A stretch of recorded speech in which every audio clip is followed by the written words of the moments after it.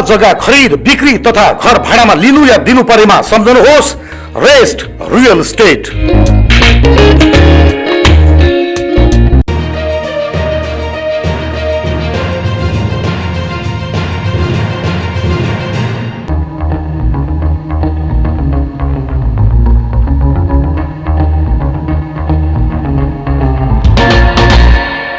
दर्शकबिन नमस्कार।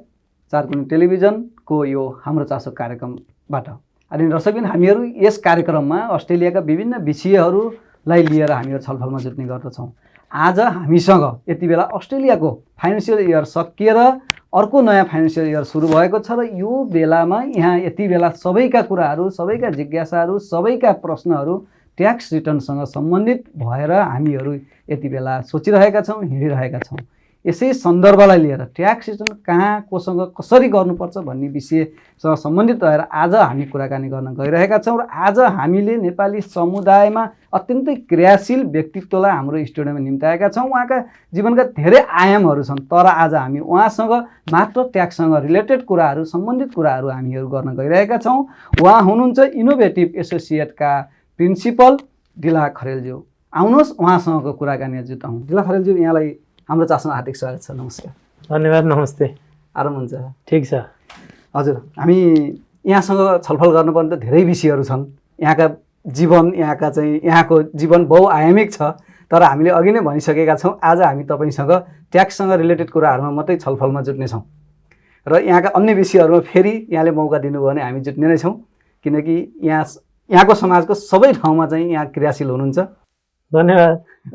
हजुर, यो हामी लागौँ ट्याक्स रिटर्न भने के हो? यो ट्याक्स रिटर्न किन गर्नुपर्छ? के यो ट्याक्स रिटर्न सबैले गर्नुपर्छ?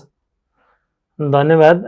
यो very general but important questions.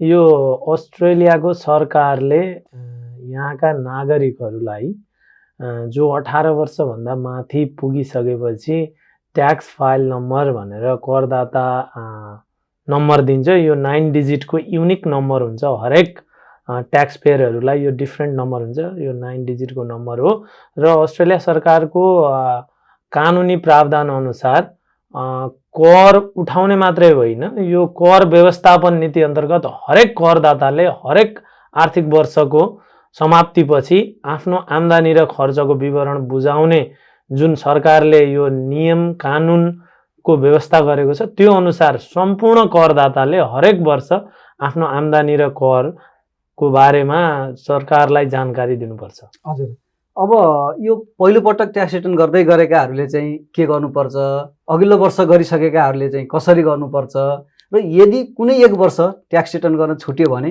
के हुन्छ? यो पहिलोचोटि गर्ने र दोस्रोचोटि गर्नेहरूको के हुन्छ भन्ने सवालमा नियम चाहिँ एउटै नै हो। तपाईँले आफ्नो ट्याक्स फाइल नम्बर भइसके पछाडि त्यो ट्याक्स फाइल नम्बर लिनुको अब्लिगेसन्स चाहिँ हरेक वर्ष आफ्नो आम्दानी खर्च र करको विवरण सरकारलाई बुझाउनु पर्ने भन्ने अब्लिगेसन्स हो। र पहिलोचोटि गर्दा दोस्रोचोटि गर्दा के हुन्छ भन्ने कुरा त्यसले धेरै म्याटर राख्दैन। तपाईँको खालि इन्कम कति छ, वर्क रिलेटेड एक्सपेन्सेस कति छ र ट्याक्सको सवालमा के चाहिँ तपाईँले विवरण बुझाउनु पर्ने हो भन्ने प्रष्ट नियम कानुन छ। त्यो परिधिभित्र रहेर हरेक वर्ष आफ्नो ट्याक्स लज गर्ने हो। यसमा पहिलो वर्ष गर्दा के हुने, दोस्रो वर्ष गर्दा के हुने भन्ने हुँदैन। सरकारको केही नियमहरू चेन्ज हुन चाहिँ सक्छ हरेक आर्थिक वर्षमा। हरेक आर्थिक वर्षमा करदाताले आफ्नो आम्दानी र खर्चको विवरण बुझाउने व्यवस्था हो यो। र पहिलोचोटि गर्ने भन्दा चाहिँ जो धेरै माइग्रेन्ट्सहरूको हकमा जो अस्ट्रेलिया आएर ट्याक्स फाइल नम्बर लिने हुन्छ, कोही मान्छे ठ्याक्कै जुलाई 1 पारेर आउँदैन, त्यो होल इयरको कुनै बेलामा आएको हुनाले जसले थोरै आम्दानी गर्छ अनि तिनीहरूको ट्याक्स केही बढी फिर्ता आउने अथवा सबै फिर्ता आउने अथवा कर तिर्न नपर्ने चाहिँ त्यो बिकज अफ ट्याक्सेबल इन्कम भएको हो। पहिलो वर्ष र दोस्रो वर्ष भन्नेले खास केही फरक पर्दैन। मैले यहाँलाई यही प्रश्न जोड्न चाहेँ, यो पहिलो वर्ष ट्याक्स रिटर्न गर्दा सबै ट्याक्स तिरेको सबै रिटर्न हुन्छ भन्ने हल्ला छ नि। यो मैले अघि पनि आन्सर दिन खोजेको थिएँ। यो हल्ला होइन, के हो भने ठ्याक्कै जुलाई 1 देखि 1 पारेर कसैले पनि ट्याक्स फाइल नम्बर लिएको हुँदैन। कोइन्सिडेन्टली त्यस्तो हुन सक्ला। अनि यो हाम्रो स्पेसली माइग्रेन्ट्सको हकमा र विद्यार्थी भाइ बहिनीहरूको हकमा, विद्यार्थीहरू आउँदाखेरि आफ्नो आफ्नो परिस्थिति अनुसार कुनै मितिमा आउनुहुन्छ। लेट्स से कोही मार्चमा आयो भने मार्च अप्रिल मे जुन 30 सम्मको इन्कम र ट्याक्सको एकाउन्ट्स हुने कुरा भयो हैन। त्यति बेला चाहिँ त्यो 3 महिनामा त जति कमाए पनि 20-22 हजार नकट्न सक्छ। 18,200 भन्दा कम कमाउनु भयो भने उहाँहरूको ट्याक्स विथेल्डको कम्पोनेन्ट चाहिँ त्यो सबै फिर्ता आउने हो। त्यो भए हुनाले पहिलो वर्ष सबै फिर्ता आयो, दोस्रो वर्ष आउँदैन भन्ने रिलेट गरिन्छ इन जेनरल। तर त्यो चाहिँ टेक्निकल र लिगल्ली त्यो चाहिँ होइन। थोरै आम्दानी हुँदा थोरै कर तिर्ने, धेरै आम्दानी हुँदा धेरै कर तिर्नुपर्ने हो। र त्यो बेन्चमार्कमा उहाँहरू त्यो पर्टिकुलर ट्याक्स पेयर को कहाँ पर्छ त्यो अनुसारको रिजल्ट हो त्यो चाहिँ। हजुर, त्यो जुन पहिलो वर्षको व्यक्तिले त्यो जुन मिनिमम इन्कमको चाहिँ क्रस गर्यो, लिमिट क्रस गर्यो भने के हुन्छ? उसले तिर्नुपर्ने हुन्छ? तिर्नुपर्ने हुनसक्छ। पहिलो वर्षमै पनि तपाईँले धेरै कमाउनु भयो, एबभ 100,000 नै कमाउनु भयो भने त 0 to 18,200 सम्म मात्रै ट्याक्स तिर्नु नपर्ने हो।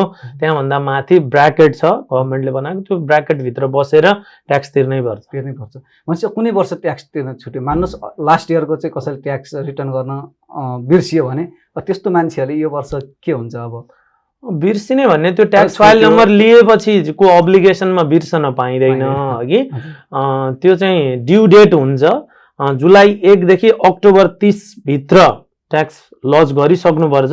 यदि तपाईँ कुनै कारणले ट्याक्स लज गर्न सक्नुहुन्न भने, तपाईँ बिरामी हुनुहुन्छ अथवा अन्य तपाईँका कानुनी कारणहरू छन् भने तपाईँको आफ्नो अकाउन्टेन्टको थ्रु अथवा ट्याक्स अफिसमै फोन गरेर तपाईँले एक्सटेन्सन लिन सक्नुहुन्छ र केही समय उसले प्रदान गर्छ। त्यसपछि त्यो एक्सटेन्डेड पिरियडभित्र लज गर्दा पनि हुन्छ। अथवा तपाईँको छुट्यो नै, अनइन्टेन्सनल्ली छुट्यो भने अब तपाईँलाई हार्डली तपाईँलाई टाइम पनि दिन्छ।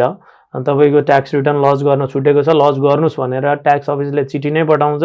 तपाईँ कोही आफ्नो अकाउन्टेन्टसँग हुनुहुन्छ भने प्रोफेसनल अकाउन्टेन्टले आफ्नो क्लाइन्टहरूलाई पनि इन्फर्मेसन दिनुपर्ने हुन्छ तपाईँको ओभरड्यू छ, ट्याक्स रिटर्न लज गर्नुपर्ने भनेर। र त्यति गर्दा पनि छुटेको स्थिति हो भने चाहिँ राज्यले आफ्नो नियमअनुसार पेनाल्टी पनि गर्छ। हजुर हजुर, यहाँले मैले अर्को प्रश्न गर्न खोज्दै थिएँ, त्यसको उत्तर आए जस्तो लाग्छ। अक्टोबर 30 भित्रमा ट्याक्स रिटर्नको चाहिँ एप्लिकेसन गरिसक्नु पऱ्यो होइन? इन जेनरल गर्नु पर्यो।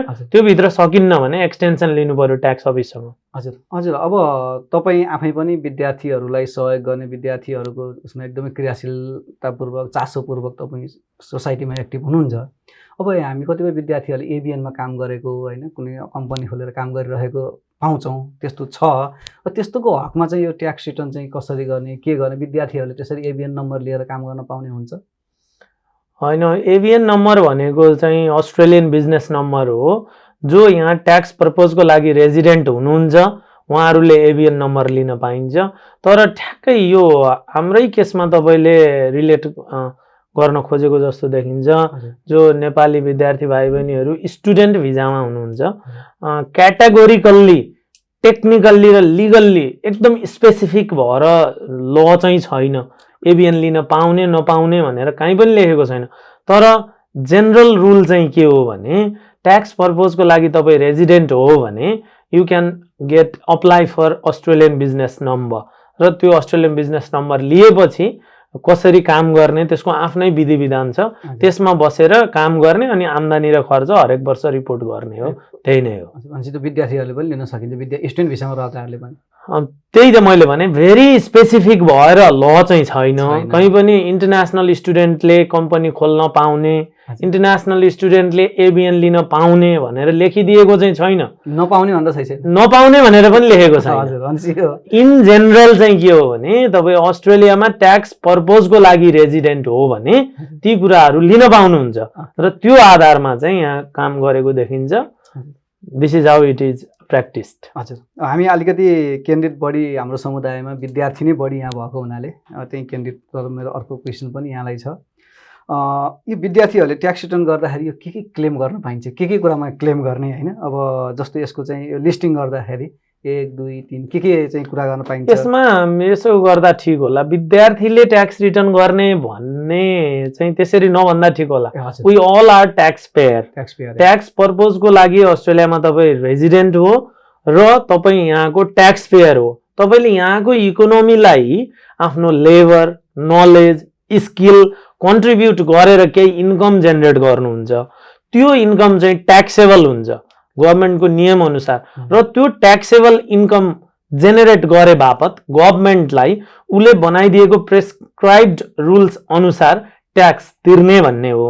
इम्प्लोयरले तपाईँलाई इम्प्लोइको रूपमा हायर गरेको छ भने इम्प्लोयरले तपाईँलाई जब दिए पश्चात जबका बेनिफिट फ्यासिलिटिजहरू मध्ये तपाईँको wages and salary basic facilities हो।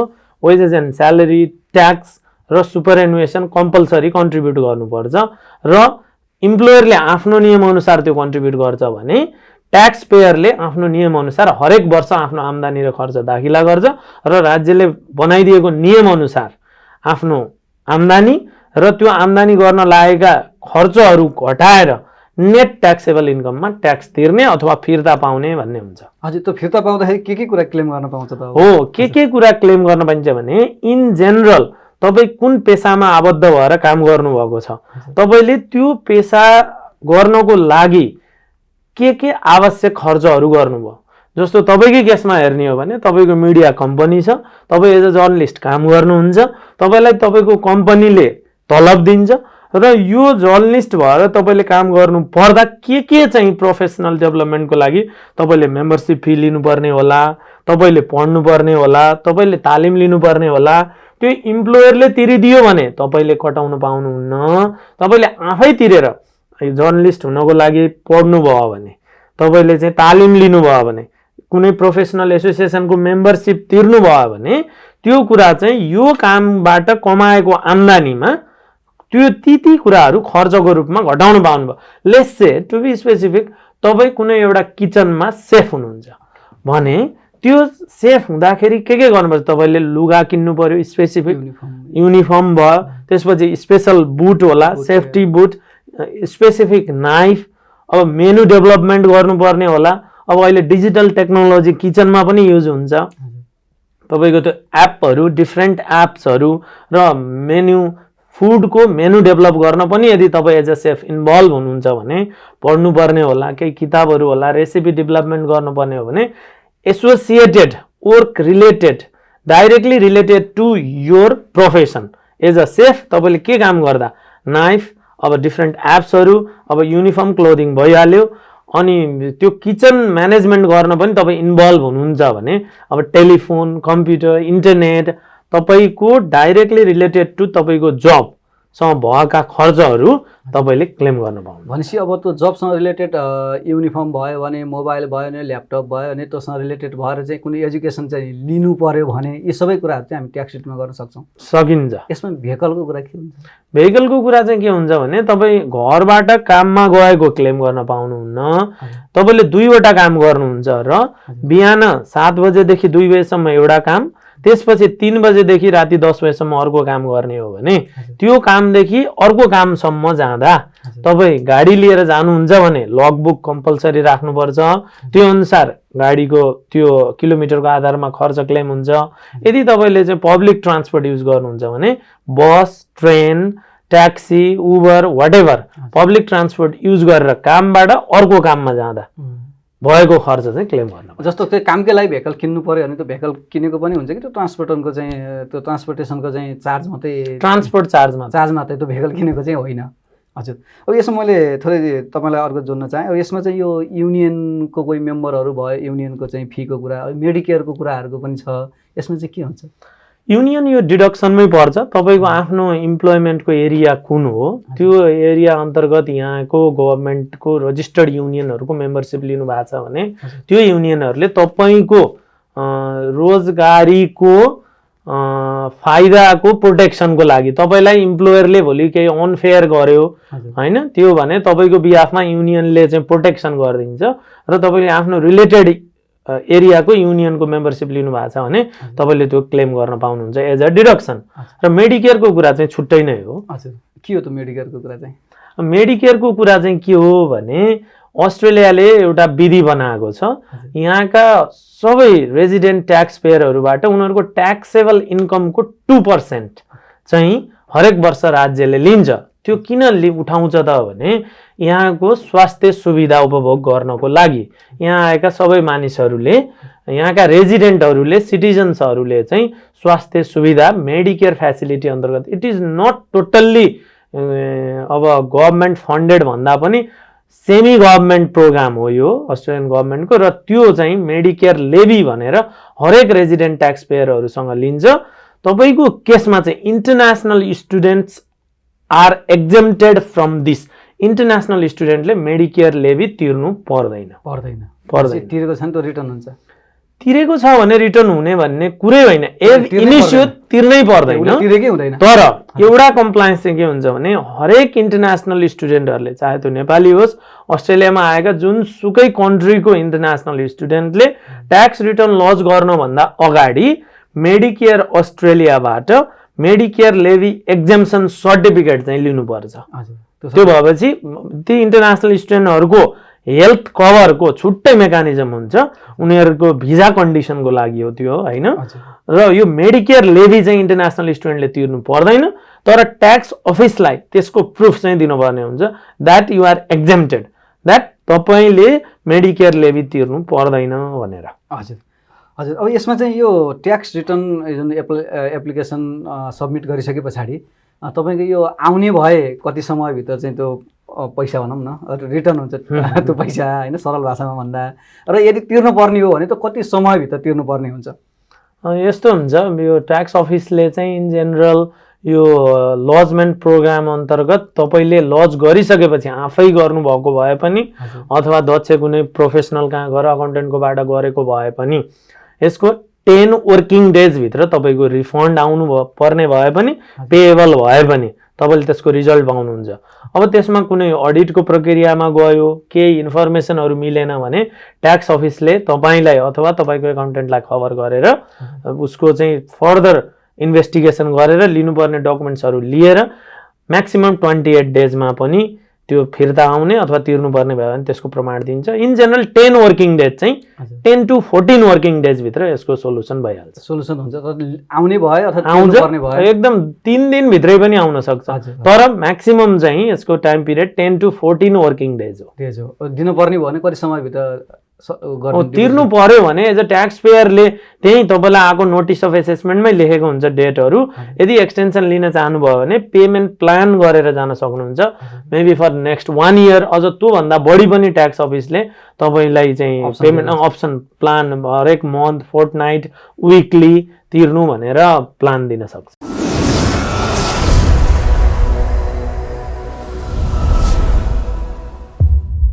घर जग्गा खरिद बिक्री तथा घर भाडामा लिनु या दिनु परेमा सम्झनुहोस् रेस्ट रियल एस्टेट। हजुर। अब यसमा यो ट्याक्स रिटर्न कतिपय मान्छेहरू माइगभबाट आफै गर्ने के गर्ने यस्तो पनि देखिन्छ। यसो गर्दाखेरि चाहिँ यो मिस्टेक हुने सम्भावना कति हुन्छ? तपाईँ के भन्नुहुन्छ? यसलाई चाहिँ कुनै रजिस्टर ट्याक्स एजेन्टकै जानुपर्छ भन्ने सुझाव दिनुहुन्छ कि यो मान्छेहरूले आफै गर्दा पनि हुन्छ भन्ने सुझाव दिनुहुन्छ तपाईँ? यसमा चाहिँ म धेरैलाई as a being a tax payer in Australia तपाईँको राइट्स पनि छ, अब्लिगेसन पनि छ। जस्तो अक्टोबर 30 भित्र यो लज गर्नु पर्यो, त्यो तपाईँको अब्लिगेसन हो।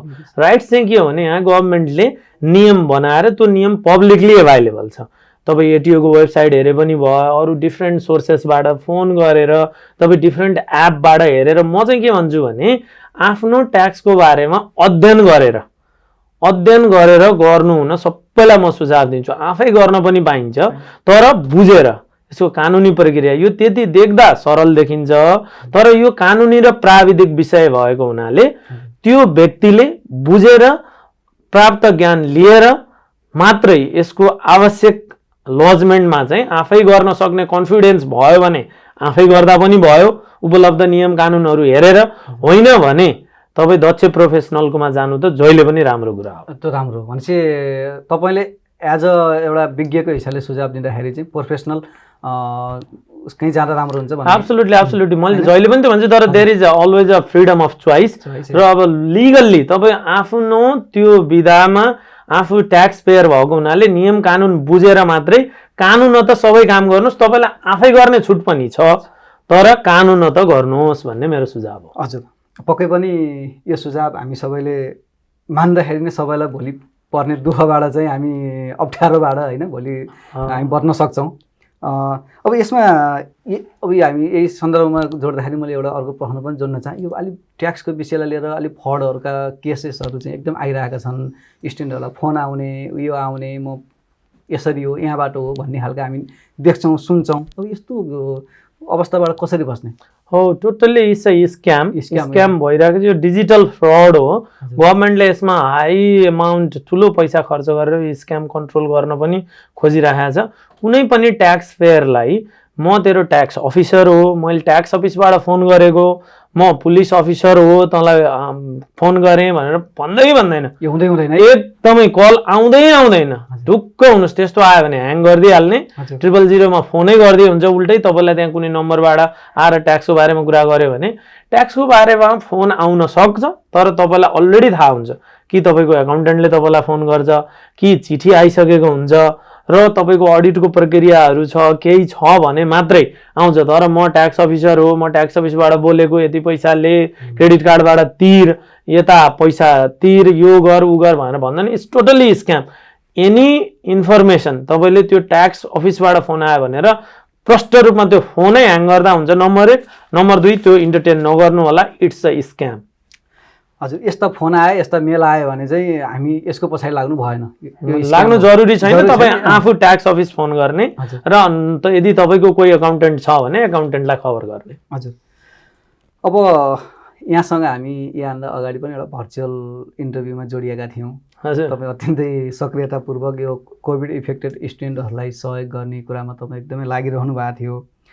अब यो त्यो सन्दर्भमा त्यति बेला हामीले चाहिँ यो अर्ली सुपर रिलिजको कुरा पनि गभर्मेन्टले गरिरहेको थियो। अलरेडी त्यो लिइसक्नु भएकाहरूले चाहिँ अब यो ट्याक्स रिटर्नको विषयमा के हुन्छ, कतिपय त्यो लिन पाउने हुँदाहुँदै लिनुभयो, उहाँहरूको चाहिँ के हुन्छ, कतिपय चाहिँ यो लिनै नपाइकन पनि लिएको सुनिएको छ। यो इन्फर्मल्ली, यो फर्मल्ली त होइन, हामीले सुनिरहेका छौँ। उहाँहरूको हकमा चाहिँ यो के हुनसक्छ र उहाँहरूलाई तपाईँ के चाहिँ अब राइट सजेस्ट गर्नुहुन्छ? यो चाहिँ ग्लोबल पेन्डेमिक कोभिड-19 को असर सुरु भएपछि गभर्मेन्टले चाहिँ ल्याएको एउटा पोलिसी के थियो भने आफ्नो इन्कमबाट, आफ्नो तपाईँ जबबाट रिडन्डेन्ट हुनुभयो भने अथवा इन्कममा 20% गिरावट आयो भने आफ्नो सञ्चित कोषबाट सुपरएनुएसन फन्ड चाहिँ अर्ली एक्सेस गर्न दिने भनेर गभर्मेन्टले त्यो पोलिसी ल्याएको थियो। तपाईँ इलिजिबल हुनुहुन्छ भने तपाईँले निकाल्न पाउनुहुन्थ्यो। त्यो क्राइटेरिया मिट गरेर निकालेको हो भने ठिक छ। र त्यो निकालेको स्किम चाहिँ 2 पटकसम्म 30 जुनसम्म 10,000, त्यस पछाडि 10,000 ल्याउने निकाल्न पाउने व्यवस्था थियो। र जुन 30 जुनसम्म इलिजिबल ट्याक्स पेयरहरूले अर्ली सुपर लिनुभयो त्यो चाहिँ इन्कम ट्याक्स फ्री हो, त्यसमा ट्याक्स तिर्नु पर्दैन। र अहिले सबै नन रेजिडेन्टहरूलाई जो इमिग्रेन्ट्स हुनुहुन्छ, यहाँको सिटिजन र पिआर बाहेक, उहाँहरूलाई यो जुलाई पछि चाहिँ बन्द गरिदियो सरकारले।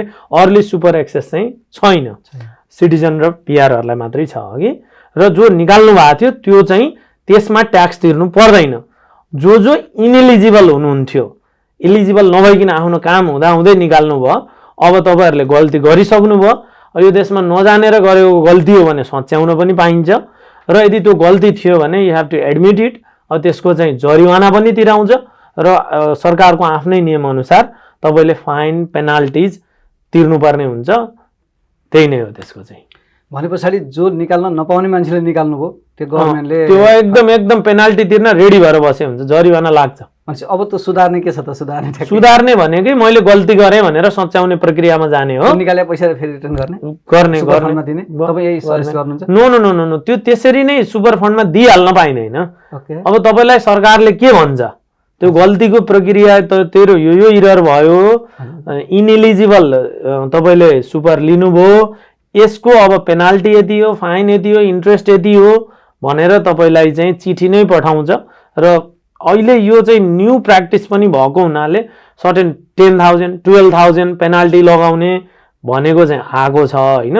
तर केस बाई केस यसको फरकको हामीले एज अ प्रोफेसनल हेर्दाखेरि फरक केसमा फरक निर्णयहरू सरकारले लिइरहेछ।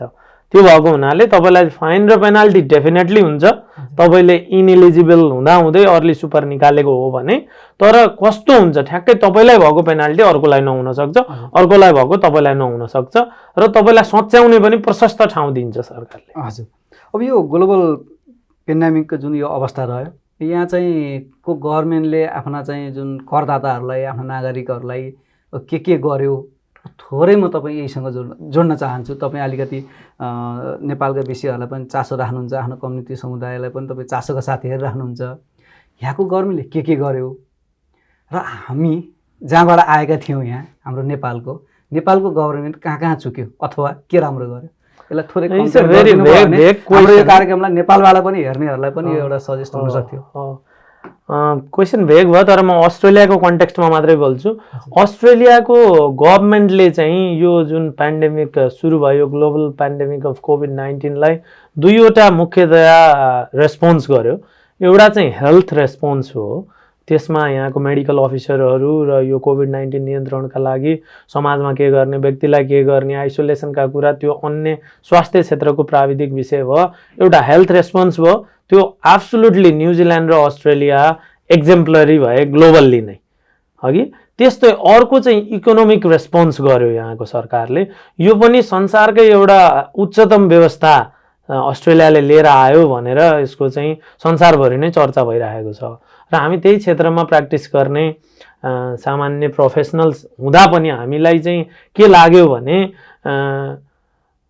त्यहाँ स्थित सरकारले आफ्नो जनताहरूप्रति उत्तरदायी भएर उत्तरदायित्व पूर्ण रूपमा निभाएको देखियो। यसका लागि नागरिकहरूले त्यस्तै प्रशंसा गरिरहेका छन् सरकारको। र यो इकोनोमिक रेस्पोन्सबाट यहाँको ट्याक्स पेयरहरूलाई, यो इकोनोमी जेनेरेट भएकै ट्याक्स पेयरहरूबाट हो, बिजनेसबाट हो प्राइमेरीली, तिनीहरूलाई चाहिँ गभर्मेन्टले डिफ्रेन्ट स्किम लिएर आयो इकोनोमिक रेस्पोन्सेसमा with heavy amount of budget.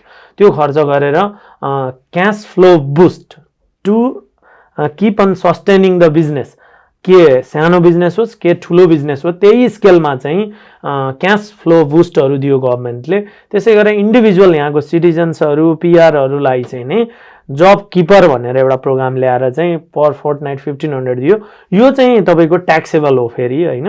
र जब सिकर प्रोग्राम पनि ल्याएर सिटिजन्सहरूलाई यो पेन्डेमिकको बेलामा सारा बिजनेसहरू डाउन भए, आम्दानी घट्यो र उनीहरूको रोजगारी पनि घट्यो, तर कम्तीमा अलाइभ राख्नलाई अस्ट्रेलिया गभर्मेन्टले जुन इकोनोमिक रेस्पोन्स गर्यो यो एब्सोल्युटली प्रेजवर्दी र उसले डिफ्रेन्ट स्किम ल्याएर आफ्नो बजेटको राम्रो सदुपयोग गरेर यहाँका जनताहरूलाई फिर्ता दियो। यो अत्यन्तै राम्रो प्रयास यहाँको सरकारले गर्यो र यसले गर्दा चाहिँ तपाईँको अफिसियल्ली गभर्मेन्टले रिसेसन एक्सेप्ट गरे पनि, रिसेसन डिक्लेयर गर्यो, अहिले अस्ट्रेलियाको इकोनोमी रिसेसनमा छ, तथापि पनि मानिसहरूमा फिलिङ्स चाहिँ गभर्मेन्टले लुक आफ्टर गरिरहेको हुनाले हामी रिसेसनमा छौँ भन्ने खालको 2008मा जुन टेरर थियो ग्लोबल फाइनेन्सियल क्राइसिसको, त्यो किसिमको टेरर अहिले कोभिड-19 को टेरर आफ्नो ठाउँमा छ, त्यो हेल्थ रिलेटेड भने यहाँको गभर्मेन्टले चाहिँ इकोनोमिक रेस्पोन्स मार्फत आफूले ग्लोबल फाइनेन्सियल क्राइसिस छ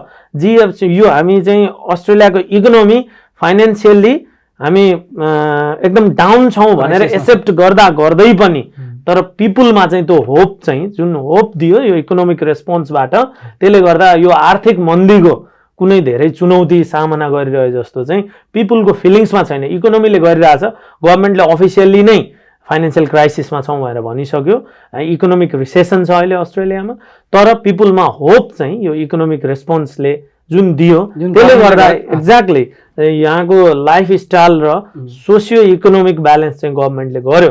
बुझेको सरकारहरूले गर्ने यस्तै कार्यक्रम हो। नेपालको हकमा तपाईँले कम्पेयर गरिदिनु भन्नुभएको थियो, नेपाललाई एज अ कन्ट्री हेरी अब सधैँ रेस्पेक्ट नै छ। अब यो खाले प्रोग्राममा त मलाई लाग्छ त्यहाँका नेताहरूले अध्ययन गरे कि गरेनन्। अब त्यहाँको प्राइम मिनिस्टरको तपाईँ देखिहाल्नु भएकै छ लजिक भिजन्सहरू, अब अर्थमन्त्रीले के काम गर्नुभयो म धेरै डिपली हेरिरहेको थिएँ, तर त्यो लेभलमा अब हाम्रो त कुरा हुने कुरै भएन। तर उहाँहरूले किन अध्ययन पनि गर्नु भएन र यो इकोनोमिक रेस्पोन्सको बारेमा उहाँहरू गए जस्तो लाग्दैन। कम्पेयरको त कुरै नगरौँ, कुरा गर्नै मिल्दैन, कम्पेरिजनै हुँदैन। Nepal is a federal state, very independent state, र Australia is a federal independent state, right. तर जुन यो प्रोग्रामहरू आइरहेको छ कोभिडको हेल्थ सेक्टरको कुरामा हामीले कम्पेयर गर्न सकौँला, तर economic response of Australian government and the response of Nepal government can not be compared. किन? There is no logic. Government of Nepal hasn't issued any program in terms of economic response। तपाईले अब यो त सबै हामीले देखेकै छौँ, यो बेलामा गर्नु चाहिँ के पर्थ्यो? गर्नु चाहिँ के पर्थ्यो भने गभर्मेन्ट डेफिसिटमै भए पनि त्यहाँको बिजनेसलाई र इन्डिभिजुअल्सहरूलाई, स्पेसल्ली अब नेपालमा त धेरै सिस्टम छैन, धेरै रुल्सहरू छैन यहाँको जस्तो, तर पनि त्यहाँ पनि प्यान नम्बर छ, कम्पनीहरू छन्, साना मझौला उद्योगहरू छन्, ठुला उद्योगहरू छन्, जो सबै बन्द भए उनीहरूलाई कुनै न कुनै किसिमको ग्रान्ट, अब तपाईँको सपोर्ट मेकानिजम त छ नि त, एकदम तलैसम्म पुगेको मेकानिजम त गर्नु पर्थ्यो, तर उहाँ त्यो केही पनि देखिएन, कम्प्यारिजन त हुँदै हुँदैन। हुन्छ, हामी यो विषयमा फेरि यहाँसँग एकचोटि नेपालको इकोनोमी के भइरहेछ, तपाईँ यो क्षेत्रको विज्ञ भएको हुनाले नि हामी त्यस्तो तपाईँले समय दिनु भने अरू कुनै सन्दर्भमा जोडिएर कुरा गरौँला। अहिलेलाई मैले यहाँलाई अर्को एउटा क्वेसन चाहिँ जोडिहाल्न, हामी अन्तिममा जाँदा जाँदा अब तपाईँ चाहिँ यो कोभिड इफेक्टेड स्टुडेन्टहरू जो अस्ट्रेलियामा हुनुहुन्छ, जो अन्य पनि हुनुहुन्छ, उहाँहरूलाई लक्षित गरेर तपाईँको केही कार्यक्रम छन्? अब हामी तपाईँलाई पाउँदै गर्दा यो त हामी होइन, धेरै धेरै धन्यवाद। होइन छ, हामीले यो कोभिड-19 को इफेक्टले जो इन्टरनेसनल स्टुडेन्ट ओभरअललाई चाहिँ त्यो हामीले अर्ली सुपर एक्सेसको बेलामा अस्ट्रेलिया वाइड नै हाम्रो अफिसहरूबाट एडभाइजरी फ्री गरेका थियौँ। अस्ट्रेलिया वाइड भन्नाले तपाईँको फिजिकल अफिस कहाँ कहाँ? हाम्रो फिजिकल्ली हामी ब्रिस्बेनमा छौँ, मेलबर्नमा छौँ, होबार्टमा र सिडनीमा 4 ठाउँमा छौँ। तर यो अफिस नभएको ठाउँबाट पनि तपाईँहरूलाई डिजिटल्ली अनलाइन मार्फत हामीलाई फोन गर्दा जुमबाटै सबै हामीले एडभाइस दिइरहेका छौँ। हजुर, उहाँहरूले पनि चाहनुभयो भने तपाईँहरूसँग विभिन्न माध्यमबाट हाम्रो सेवा लिन सक्नुहुन्छ, ट्याक्स रिटर्न तपाईँहरू मार्फत गर्न सक्नुहुन्छ होइन? कोही कसैले यस्तो समस्या भयो भने उहाँहरूले तपाईँहरूलाई कन्ट्याक्ट गर्न, सम्पर्क गर्न सक्नुहुन्छ, इनोभेटिभमा चाहिँ कन्ट्याक्ट गर्न सक्नुहुन्छ। मजाले। हजुर, मैले सोध्दै थिएँ यहाँलाई, क्वेसन पुरा गर्न चाहन्छु, तपाईँ के छ स्टुडेन्ट? होइन, हामीले as a corporate social responsibility जो नेपाली विद्यार्थीहरू र अरू नेपाली समुदायमा गाह्रो साह्रो आपद विपद पर्दा हाम्रो फेसबुक पेजहरूमा पनि यसको विवरणहरू छ। विद्यार्थीहरूलाई हामीले सपोर्ट गऱ्यौँ आर्थिक रूपमै, as a CSR of the बिजनेसको हामीले फिल गरेर कर्पोरेट सोसल रेस्पोन्सिबिलिटी अनुसार अब डोनेसनको एमाउन्ट छुट्याएरै गऱ्यौँ भने प्राविधिक रूपमा आफ्नो ज्ञान पनि यो ट्याक्सको मामलामा, सुपरको मामलामा हामीले उहाँहरूलाई एडभाइस फ्री गरेका थियौँ। अब अहिले चाहिँ हामीले उहाँहरूको लाइभलीहुडसँग समन्वय गर्ने गरी आर्थिक सहयोग र यो राहत प्याकेजहरूमा चाहिँ जो अरू नट प्रफिट अर्गनाइजेसनले गर्नुभएको काममा सहयोग गऱ्यौँ डोनेसन दिएर, र व्यक्तिगत रूपमा पनि हामीले धेरै विद्यार्थीहरूलाई सहयोग गरेका छौँ। र अरू कुनै किसिमको सहयोग चाहिँदा आर्थिक सामाजिक अब सल्लाहको लागि यो ट्याक्स सुपरको क्षेत्रको चाहिँ हामीले त्यो चाहिँ फ्रीमा गरेका छौँ। ए हजुर, अहिले पनि तर current tax return it is not free. तर कोही कोभिडको कारणले जब लुज गरेर सिन्स मार्च 1 नै जागिर पाउनु भएको छैन भने चाहिँ स्ट्याट्युटरी डिक्लेरेसन फर्म भरेर छैन भनेदेखि र उहाँहरू रिडन्डेन्ट भएको क्लियर हो भने चाहिँ त्यस्तो इन्टरनेसनल स्टुडेन्टलाई, नट ओन्ली नेपाली, मार्च 1 देखि नै जो कोही पनि स्ट्याट्युटरी डिक्लेरेसन फर्म भरेर जागिर छैन भनेको स्थिति हो भने we did lodge their 2020 tax return in free as well. Okay, अन्तिममा अब हामी अन्तिममा छौँ। यहाँलाई मैले छुट्याएका प्रश्नहरू र यहाँले भन्नै पर्ने अहिले यो ट्याक्स रिटर्नसँग रिलेटेड कुराहरू केही छ भने? धन्यवाद। धेरै कुरा समेटे जस्तो लाग्छ। यो व्यक्तिगत कर सम्बन्धी कुराहरू मात्रै धेरै भयो र individual tax return is a important and technical issues. तपाईँहरूले आफै गर्दा पनि हुन्छ, हामी अघि नै यो क्वेसन आइसकेको छ। तर यो प्राविधिक, कानुनी र महत्त्वपूर्ण विषय भएको हुनाले अध्ययन गरेर पूर्ण जानकारी लिएर मात्रै गर्नु होला। र तपाईँ कतै कन्फ्युजनमा हुनुहुन्छ भने दक्ष व्यक्तिलाई चाहिँ भेट्न म सुझाव दिन्छु। त्यसरी आफ्नो कर व्यवस्थापन गर्नु होला। त्यही नै हो मेरो सुझाव। हजुर, दक्ष व्यक्ति इनोभेटिभ नो, हामी पनि एउटा प्रोफेसनल छौँ। Innovative associates we are accountants and financial adviser र there are many registered accountants and in Sydney, Australia wide. So जो रजिस्टर्ड प्रोभाइडर हुनुहुन्छ यसको, जो रजिस्टर्ड सर्भिस दिनेहरूसँग गएर सेवा लिएको राम्रो। हजुर, यहाँलाई यो यहाँको महत्त्वपूर्ण समयको लागि धन्यवाद। धन्यवाद तपाईँ र तपाईँको टिमलाई मलाई यो व्यस्त समयका बावजुद पनि यो बारेमा, यो प्राविधिक विषयमा बोल्ने मौका दिनुभयो। मलाई हेर्नुहुने, सुन्नुहुने सबैलाई धेरै धेरै धन्यवाद। हजुर दर्शकबिन, उहाँ हुनुहुन्थ्यो इनोभेटिभ एसोसिएटका principal register tax agent Dila खरेलज्यू। आदरणीय दर्शकबिन, यहाँहरू अस्ट्रेलियामा हुनुहुन्छ, अस्ट्रेलियाको कुनै पनि ठाउँमा हुनुहुन्छ र ट्याक्स रिटर्नसँग सम्बन्धित तपाईँहरू सेवा लिनुपर्ने छ भने, सेवा लिन चाहनुहुन्छ भने, त्योसँग सम्बन्धित तपाईँको कुनै पनि इस्युहरू छन् भने तपाईँहरू इनोभेटिभ्समा सम्पर्क गर्न सक्नुहुन्छ। हामी उहाँहरूको चाहिँ डिटेल हाम्रो स्क्रिनको तल स्क्रोलमा हामी राखिदिएका छौँ। उहाँहरूसँग तपाईँहरू विभिन्न माध्यमबाट सम्पर्क गर्न सक्नुहुनेछ।